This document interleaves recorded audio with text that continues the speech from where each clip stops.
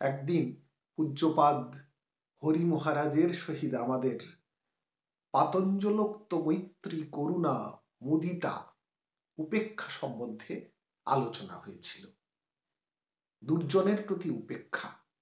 সূত্রকার বলছেন, হরি মহারাজ বললেন, দুর্জনের প্রতি উপেক্ষা বেশ ভালো কথা, কিন্তু ওর চাইতেও উঁচু আদর্শ আছে।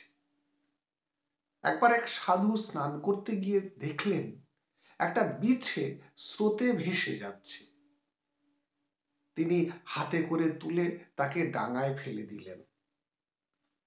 বিছে কিন্তু ওর মধ্যেই তাকে কামড়ে দিল। সাধু উ করে উঠলেন। তারপর আবার স্নানাদিতে মনোযোগ দিলেন। ইতিমধ্যে বিছেটা আবার ঢেউ লেগে জলে গিয়ে পড়ল। সাধু আবার তাড়াতাড়ি কোষ করে সেটাকে তুলে ডাঙায় ফেলে দিলেন।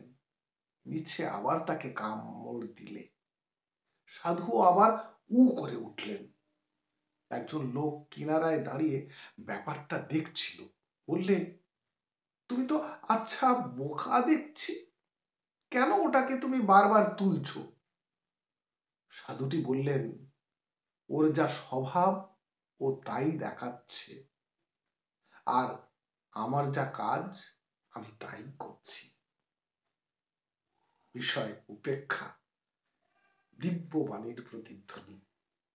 স্বামী বাসুদেবানন্দ। সবাই ভালো থাকুন, সুস্থ থাকুন, সুন্দর থাকুন।